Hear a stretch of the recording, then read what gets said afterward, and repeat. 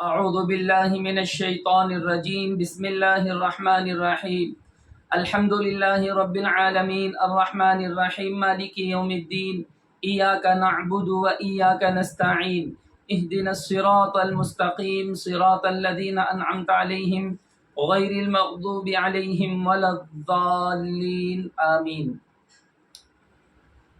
محترم و معزز سامعین کرام، گزشتہ سبق میں سورہ فاتحہ کی چوتھی آیت ایاک نعبد و ایاک نستعین کی تفسیر بیان کی گئی تھی۔ انشاءاللہ آج کے اس سبق میں سورہ فاتحہ کی 5ویں آیت اہدنا الصراط المستقیم، اس آیت مبارکہ کی تفسیر بیان کی جائے گی۔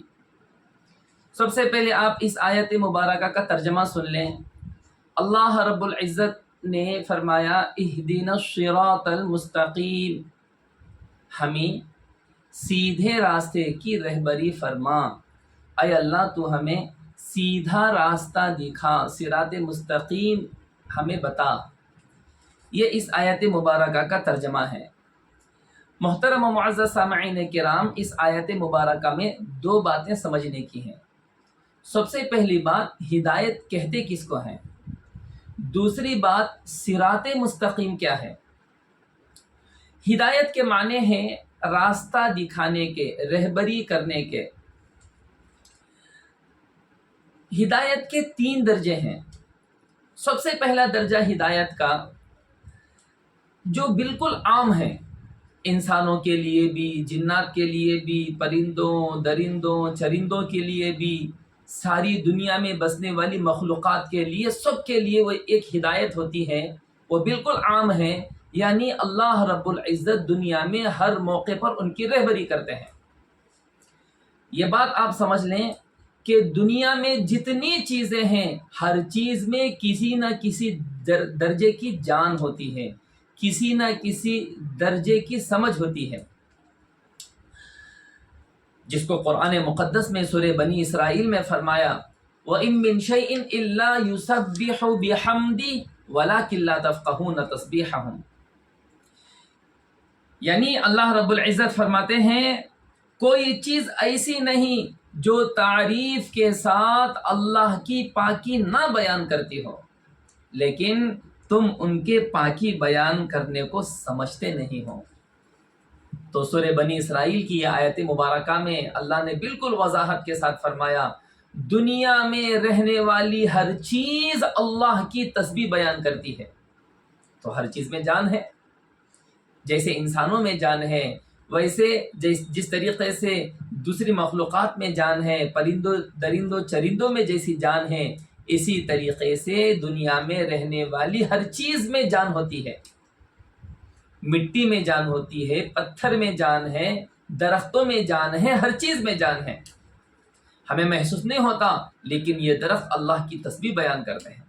ہمیں محسوس نہیں ہوتا، یہ پتھر اللہ کی تسبیح بیان کرتے ہیں۔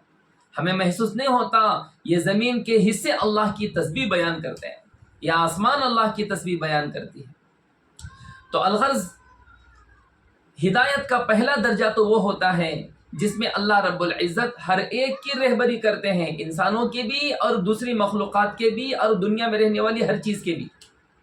درخت بالکل اپنے حساب سے بڑھتے رہتا ہے، اپنے حساب سے نشو و نما ہوتے رہتا ہے، اس کی کون رہبری کر رہے ہیں؟ اللہ رہبری کر رہے ہیں۔ آسمانوں سے بارشوں کا برسنا، زمین سے غلے کا نکلنا، پوری دنیا کا جو نظام قائم ہے، اس کے پیچھے رہبری کس کی ہے؟ وہ اللہ رب العزت کی رہبری ہے۔ یہ ہدایت کا پہلا درجہ ہے۔ ہدایت کا دوسرا درجہ ہے جو خاص ہے، وہ ہے انسانوں کے لیے ہدایت اور جنات کے لیے ہدایت۔ یہ وہ ہدایت ہے جس کو اللہ رب العزت نے نبیوں کے ذریعے، آسمانی کتابوں کے ذریعے دنیا میں بندوں تک پہنچایا۔ حضرات انبیاء علیہم السلام نے دنیا میں ہر ایک کو، اپنی امتوں کو اللہ رب العزت کی طرف دعوت دی۔ آسمانی کتابوں کے ذریعے اللہ رب العزت نے ان کی رہبری فرمائی۔ تو یہ ہدایت کا دوسرا درجہ ہے۔ اور یہ ہدایت انسانوں کے لیے خاص ہے، تمام انسانوں کے لیے۔ حضرت جناب محمد الرسول اللہ صلی اللہ علیہ وسلم ہادی بن کر آئے، اللہ جل شانہ کی طرف سے ہدایت والی باتیں لے کر آئے۔ ہدایت کا تیسرا درجہ محترم و معزز سامعین کرام، یہ مومن اور متقی بندوں کے لیے خاص ہوتا ہے، یعنی یہ ہدایت کا وہ درجہ ہے جس درجے میں پہنچ کر اللہ کے نیک اور فرما بردار بندے اپنی ولایت میں، اپنی ایمان میں، اپنے عمل میں ترقی کرتے چلے جاتے ہیں۔ یہی وجہ ہے کہ وہ اللہ کے نیک اور مخصوص بندے جو الحمدللہ اپنے اعتبار سے بڑے نیک اور متقی پرہیزگار ہوتے ہیں، ان کو بھی اس آیت کے پڑھنے کا حکم ہوا، اہدنا الصراط المستقیم، اے اللہ تو ہمیں سیدھے راستے کی رہبری فرما۔ تو یہ آیت مبارکہ عام انسانوں کے لیے تو یہ ہے کہ اے اللہ تو ہمیں شریعت کی رہبری فرما، اور اللہ کے نیک بندوں کے لیے یہ آیت مبارکہ اس وجہ سے ہے کہ اس آیت مبارکہ کے ذریعے وہ اپنے دین میں، اپنے ایمان میں، اپنے عمل میں استقامت کی دعا کرتے ہیں۔ جیسے جیسے وہ اعمال کرتے جاتے ہیں، اللہ کے پاس ان کے درجے بڑھتے جاتے ہیں۔ تو ہدایت کو آپ سمجھیں، ہدایت عموماً یہ بڑے عام معنی میں استعمال ہوتا ہے، جگہ جگہ ہدایت کو مانگنے کی ترغیب دی گئی۔ اللہ کے نبی صلی اللہ علیہ وسلم نے دعا سکھائی، اللہم انی اسألک الہدی والتقی والعفاف والغنی۔ 4 باتیں اللہ کے نبی صلی اللہ علیہ وسلم نے مانگی، اے اللہ میں تجھ سے ہدایت مانگتا ہوں، والتقی، اور اے اللہ میں تجھ سے تقوی مانگتا ہوں، اے اللہ میں تجھ سے پاک دامنی مانگتا ہوں، اے اللہ میں تجھ سے مالداری مانگتا ہوں۔ تو حضور اقدس صلی اللہ علیہ وسلم نے ہدایت کو مانگنے کی ترغیب دی، اللہ سے ہدایت مانگو۔ تو یہ وہ ہدایت ہے جو اللہ رب العزت کی طرف سے بندوں کو کی جاتی ہے، یعنی اللہ بندوں کو سیدھے راستے کی رہبری کرتے ہیں اور اعمال حسنہ کی توفیق دیتے ہیں اور انہیں نیک کاموں میں ان کے دل کو جمع دیتے ہیں۔ یہ ہے ہدایت، اس کو ہدایت کہتے ہیں۔ جسے دنیا میں ہدایت مل گئی، میرے محترم سامعین کرام، اللہ رب العزت نے ان پر بہت بڑی مہربانی کی۔ ہدایت کا مل جانا بہت بڑی نعمت ہے، اس وجہ سے احادیث مبارکہ میں ہدایت کو جگہ جگہ مانگا گیا، مانگنے کی ترغیب دی گئی۔ اچھا، دوسری بات، صراط مستقیم کیا ہے؟ صراط مستقیم کے معنی ہے سیدھا راستہ۔ اچھا، یہاں صراط مستقیم سے کیا مطلب ہے؟ صراط مستقیم سے بہت سارے مطالب یہاں پر علماء مفسرین نے، صحابہ کرام نے بیان کیے۔ ایک حضرت عبداللہ ابن عباس اور حضرت عبداللہ ابن مسعود رضی اللہ عنہ فرماتے ہیں، صراط مستقیم سے مراد اسلام ہے۔ حضرت ابن حنفیہ فرماتے ہیں صراط مستقیم سے مراد اللہ رب العزت کا دین ہے۔ اسی طریقے سے حضرت عبداللہ رضی اللہ عنہ فرماتے ہیں صراط مستقیم وہ ہے جس پر ہمیں رسول اللہ صلی اللہ علیہ وسلم نے چھوڑا ہے، یعنی یہی دین ہے، یہی شریعت ہے۔ تو صراط مستقیم کے بہت سارے معنی بیان کیے گئے۔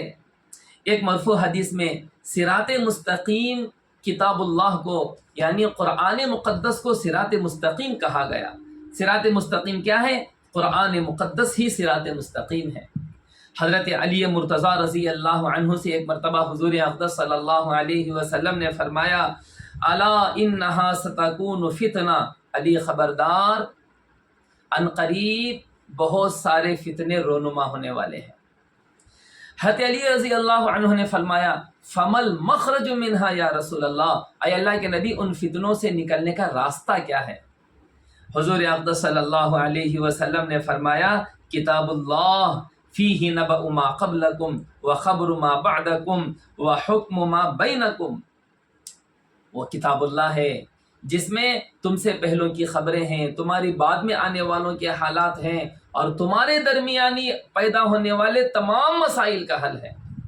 تو یہ بڑی لمبی چوڑی حدیث ہے اس حدیث مبارکہ میں اللہ کے نبی صلی اللہ علیہ وسلم نے فرمایا ہوا حبل اللہ المتین وہو الذکر الحکیم وہو الصراط المستقیم، یہی قرآن مجید اللہ رب العزت کی مضبوط رسی ہے، اور یہ وہ قرآن مجید ہے جو حکمتوں والا ذکر ہے، اور فرمایا یہ قرآن وہ ہے جو صراط مستقیم ہے۔